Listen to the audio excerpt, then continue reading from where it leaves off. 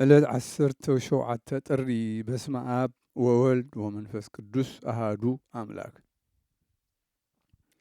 ዕለት 17 ጥሪ በዛ ዕለት እዚኣ ንቅዱሳንን ክቡራንን መክሲሞስን ደማቴዎስን ሓዋት መዘክርታኦም ዝንገረሉ ዕለት እዩ። እዚኦም ደቂ ለወንድዮስ ንጉስ ሮማ እዮም።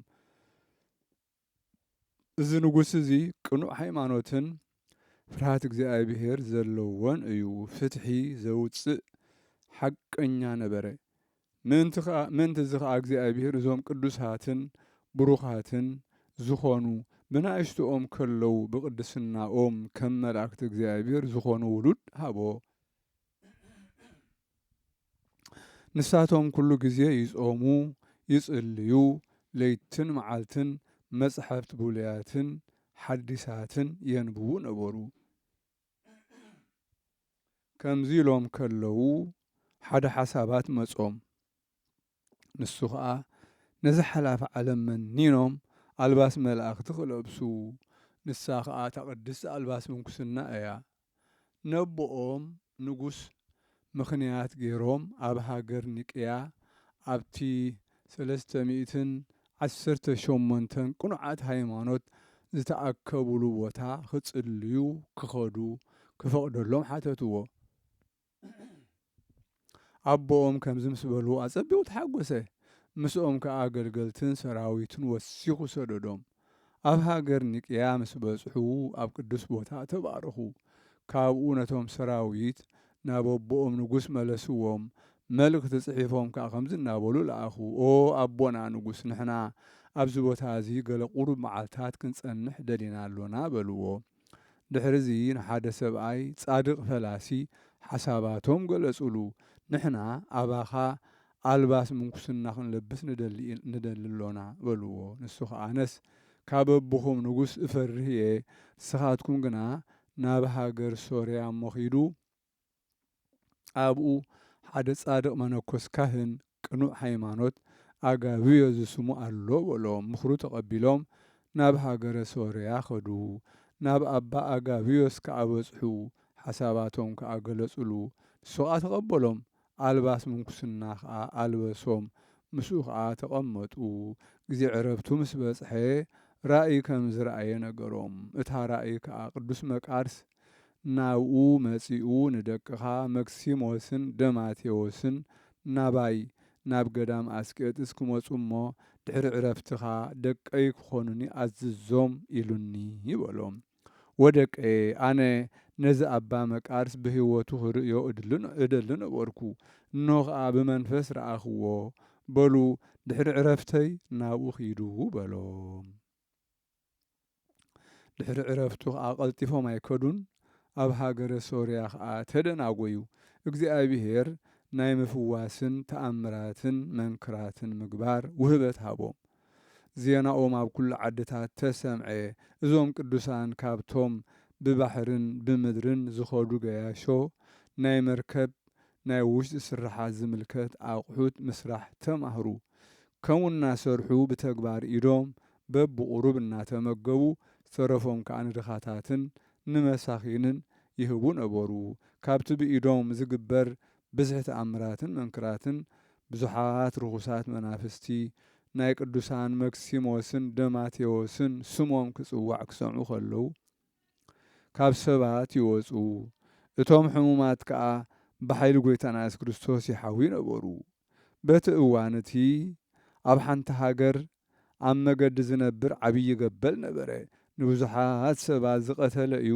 ካብታ ሃገር ናብ ቅዱሳን መክሲሞስን ደማቴዎስን ሰባት መጺኦም ካብቲ ርጉም ከይሲ ገበል ከድሕንዎም ለመንዎም። ኣባ መክሲሞስ ከዓ ወረቐት ኣምጺኡ ከምዚ ኢሉ ጸሓፈ። ብስሙ ንጎይታና ኢየሱስ ክርስቶስ ቃል እግዚአብሔር ጸባኦት ንብፁዕ ኣባ መቃርዮስን ንኽቡር ኣቦና ኣባ ኣጋብዮስ ለባሲ መንፈስ ቅዱስን ኣምላኾም እዚ ደብዳቤ ኣብ ኣፍ በዓትኻ ክበጽሕ ከሎ ክትወፅእ እሞ ክትመውት ኣዕዋፍ ሰማይ ከዓ ይብልዑኻ ዝብል ጽሒፉ ሃቦም። እቶም ሰባት ከዓ ተቐቢሎም ከዱ። ኣብ ኣፍ በዓቱ ነቲ ኸይሲ ከዓ ኣንበርዋ ሽዑ ወፂኡ ሞተ እቶም ሰባት ኩሎም ኣጸቢቖም ተደነቑ ንእግዚኣብሔር ከዓ ኣመስገንዎ ምእንተኦም ብዙሓት ተኣምራት ይግበራ ነበራ ሓደ መዓልቲ ሓደ ካብ መኳንንቲ ንጉስ ናብ ገምገም ባሕሪ ወፀ ኣስማት እዞም ቅዱሳን መክሲሞስን ደማቴዎስን ከዓ ኣብ ወሰናስን እተን መራኽብ ተጻሒፉ ረኣዮ ነቲ ሓለቓ እታ መርከብ ከዓ ብዛዕባ እቲ ጽሑፍ ሓተቶ ሓለቓ እታ መርከብ ከዓ ንሳቶም ክልተ ኣሕዋት ቅዱሳን መነኮሳት እዮም ብኦኦም ብምእማነይ ከዓ እግዚኣብሔር ካብ ስጥመት ባሕሪ ብጸሎቶም ከድሕነኒ ኣስማቶም ኣብ ጫፍ ወይ ኣብ ገጽ መራኽበይ ጽሒፈዮ በሎ እቲ ገዛእ ከዓ መልክዖም እንታይ ይመስሉ በሎ መልክዖም ከዓ ነገሮ እቲ ገዛእ ከዓ ንሳቶም ደቂ እቲ ንጉስ ከም ዝኾኑ ፈለጠ ነቲ ነጋዲ ከዓ ናብ ንጉስ ኣቦቶም ቅዱሳን ወሰዶ ንሱ ከዓ ብዛዕባ ደቁ ሓተቶ ንሱ ከዓ ምስሎምን ዘለዎም ምልክትን ነገሮ ንጉስ ንሳቶም ብሓቂ ደቁ ከም ዝኾኑ ፈለጠ ካብኡ ንጉስ ነዲኦምን ናሓብቶምን ምስ ብዙሓት ሰራዊት ናብኦም ሰደደን ምስ ረኣያኦም ከዓ ዓብዪ ብኽያት በኸያ ሰዓማኦም ምስአን ናብ ኣቦኦም ክኸዱ ሓተታኦም ንሳቶም ግና ንዓናስ ኪዳን እግዚኣብሔር ክንጠልማ ይግባአናን እዩ ነብስና ንእግዚኣብሔር ተማባፅዒና ኢና ግናኸ ንዓኽን ኮነ ነቦና እግዚኣብሔር ካብ ኩሉ መከራ ከድሕነኩም ክንጽልየልኩም ኢና ኢሎም ነዲኦም ኣጸናንዕዋ ንሳ ድማ ካብኣቶም ብምፍላያ እናበኸየት ምስ ጓላ ብሓዘን ተመልሰት ኣብ ገዛኣ ምስ ኣተወት እቲ ዝኾነ ኩሉ ንንጉስ ነገረቶ ንጉስ ከዓ ንሰበይቱን ንሰራዊቱን ንሕደጎም ኣብ እግዚኣብሔር ኣምላኽና መዝገብ ክኾኑና እዮም በሎም ጸሎቶም ክጠቕመና እዩ እዛ ዘሎናዮ ዓለም ኮነ ኩሉ ክብራ ከም ሕልሚ ሓላፊት እያ ንሳቶም ግና ዘይሓልፍ መንግስቲ ኣጥርዮም ኣለዉ በለ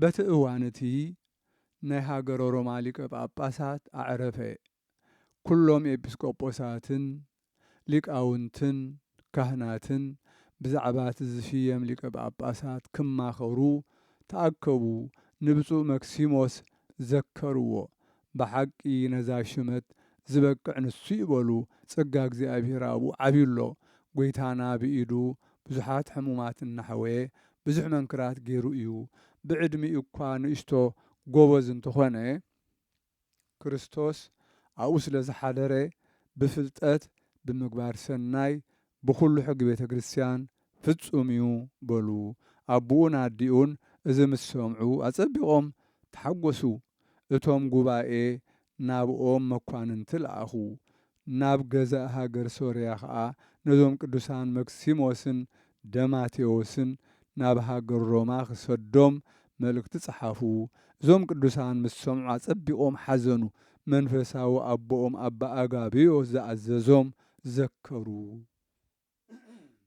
ሽዑ ተንሲኦም ክዳውንቶም ለዊጦም ከዱ ንሳቶም ግና ናበይ ከም ዝኸዱ ኣይፈለጡን ኣብ ገምገም ባሕሪ ኤርትራ በጽሑ ማይ ጸሚኦም ክሰትዩን ተደለዩ ነቲ መሪር ማይ ጐይታና ለዊጡ ጥዑም ይገብረሎም ነበረ ካብኡ ረድኤት ለኣኸሎም ካብቲ ዘለውዎ መንፈሳዊት ሓይሊ ኣልዒላ ናብ ገዳም ኣስቄጥስ ኣብጽሓቶም ናብ ቅዱስ ኣባ መቃርስ ከዓ በጽሑ ምስኡ ክቕመጡ ከም ዝኾኑ ነገርዎ እሱ ግና ኣብ ገዳም ምቕማጥ ዝኽእሉ ኣይመሰሎን ኣብዚ ገዳም ክትቅመጡ ኣይትኽእሉን ኢኹም በሎም ንሳቶም ከዓ ኦ ኣቦና ኣብዚ ምንባር እንተዘይክኢልና ደኣ ንኸይድ ኢሎም መለሱሉ ካብኡ ምስራሕ ሆሳእና ምስራሕ ቶንኮቦት ዘንቢል መሃሮም ሆሳእና ዝረኽቡሉ ቦታ ኣርኣዮም ሓደ ህዝባዊ ሰብኣይ እቲ ዝሰርሕዎ ግብሪ እዳዎም ሸይጡ መግቢ ዘምጽኣሎም መደበሎም ከምዚ ኢሎም ምስ ሰብ ፈጺሞም ከይተራኸቡ 3 ዓመት ገበሩ ግናኸ ናብ ቤተ ክርስቲያን ብዘይ ዘረባ በአርምሞ አትዮም ምስጢራተ ቅድሳት ማለት ስጉኡን ደሙን ተቀቢሎም ናብ በዓቶም ይምለሱ ነበሩ። አቦና አባ መቃርስ ናብኡ ብዘይ ምምፅኦም 3 ዓመት ዝኣክል ከይበጽሕዎ ስቕ ብምባሎም በቲ ግብሮም ተደነቐ። ግብሮም ክገልጸሉ ከዓ ናብ ጎይታና ለመነ። ተንሲኡ ናብ በዓቶም ከደ ብኡ ከዓ ኣዝዮም ተሓጐሱ። በታ ዕለት እቲኣ ምስኦም ሓደረ። ንጸሎት ምስ ተንስአ ንቅዱሳን መክሲሞስን ደማቴዎስን ክጽልዩ ከለዉ እቲ ጸሎቶም ከም ገመድ ሓዊ ኮይኑ ካብ ኣፎም ናብ ሰማይ ክዓርግ ረአየ። ሰይጣውንቲ ከዓ ነቲ ገመድ ሓዊ ከም ጽንጽያ ይዞርዎ እሞ መላእኽቲ እግዚኣብሔር ከዓ ብሰይፊ እሳት ክሰግዎም ረአየ። ምስ ወግሐ ኣስኬማ መላእኽቲ ማለት ቆቡዕ ኣልበሶም ጸልዩለይ ከዓ በሎም። ንሳቶም ከዓ ሰገዱሉ። ኦ ኣቦና ባርኸና እሞ ጸልየልና ከዓ በልዎ። ገድሎም ምስ ፈጸሙ እግዚኣብሔር ካብ ድኻም እዚ ዓለም ከዕርፎም ደለየ። መክሲሞስ ብሕማም ረስኒ ሓመመ። ስጋኡ ከም ሓዊ ኾነ። ናብ ኣባ መቃርስ መልእኽቲ ልኢኹ ናብኡ ክመጽእ ለመኖ። ምስ መጸ ክበኪ ጸንሖ። መክሲሞስ ከዓ ኦ ኣቦዬ ባርኸኒ መርቐኒ በሎ። ኣባ መቃር ድማ ጐይታና ነዚ ሕማም እዚ ካባኻ የርሕቆ በለ። መክሲሞስ ከዓ ኦ ኣቦዬ ኣነ በዛ ዕለት እዚኣ ካብዚ ስጋይ ከም ዝግዕዝ ፈሊጠ ኣለኹ፣ ግናኸ ረድኤት ክረክብ ጸልየለይ በሎ። ከምዚ ምስ በለ መሪር ብኽያት በኸየ። እንሆ ከዓ ኣባ መቃርስ ንማሕበር ቅዱሳን ነቢያትን ሐዋርያትን ንዮሐንስ መጥምቕ ንቆስጠንጢኖስ ንጉሥ ረአዮም። መጺኦም ከዓ ንቅዱስ መክሲሞስ ቅድስትን ክብርትን ነፍሱ ክሳብ እትወፅእ ከበብዎ። ኣባ መቃርስ በኸየ። ኦ መክሲሞስ ብፁዕ ኢኻ ከዓ በለ። ሓዊ ደማቴዎስ ከዓ መሪር ብኽያት ይበኪ ነበረ። ንኣባ መቃርስ ከዓ ከምዚ እናበለ ለመኖ። ምእንታይ ንእግዚኣብሔር ለምን ንነፍሰይ ክወስዳ ናብ ሓወይ ከብፅሓኒ በሎ። ቅዱስ መክሲሞስ ምስ ተቐብረ ኣብ ሳልሳይ መዓልቲ ደማቴዎስ ሓመመ። ንቅዱስ መቃርስ ከዓ ብዛዕባኡ ነገርዎ። ናብኡ ክኸይድ ኢሉ ተንስአ። ኣብ መገዲ ክኸይድ ከሎ ድማ እቶም ቅድም ነፍሲ ቅዱስ መክሲሞስ ዝወሰዱ ቅዱሳን ረአዮም። ንሓዉ ደማቴዎስ ከዓ ነፍሱ ወሲዶም ብዓብዪ ክብሪ ናብ ሰማያት ዓረግዋ። ኣብ በዓቲ እዞም ቅዱሳን ምስ በጽሐ ንቅዱስ ደማቴዎስ ኣዕሪፉ ረኸቦ። ወሲዱ ምስ ሓዉ መክሲሞስ ኣብ ሓደ መቓብር ቀበሮ። ዕረፍቲ መክሲሞስ ዕለት 14 ጥሪ እዩ። ሓዉ ደማቴዎስ ከዓ ዕለት 17 በዛ ወርሒ እዚኣ ኣዕረፈ። ቅዱስ ኣባ መቃርስ እቲ ቦታ ብስሞም ክጽዋዕ ኣዘዘ። ከምቲ ዝኣዘዞ ከዓ ክሳብ ሎሚ ብስሞም ደብረ ብርስም ተባህለ። ንዘለዓለም ከዓ መዘከሪኦም ኮነ። ዜናኦም ክሳብ ወሰናስን ዓለም በጽሐ። ቅድስቲ በረኸቶም ምሳና ትኹን ንዘለዓለም ዓለም ኣሚን። ሰላም ለደማቴዎስ ዘአጽፈ ትጉሃን አጽፉ እህወ መክሲሞስ በስጋ ወበመንፈስ ቅዱስ ሱታፉ ሰራዊተ ሰይጣናት ይክህሉ ቀሪበ አውደ ምዕራፉ ቦ መልአክ ዘይጼልሎ በክንፉ ወቦ መልአክ ዘይሰድድ በሰይፉ። ሰላም ንደማቴዎስ ዓጽፊ ትጉሃን ዓጽፉ ክዳን መላእክቲ ክዳኑ ማለት እዩ።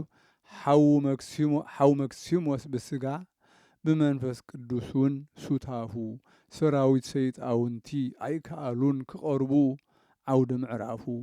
ኣሎ መልአኽ ዘጽልሎ ብኽንፉ ካልእ መልአኹን ኣሎ ዝሰጉግ ብሰይፉ።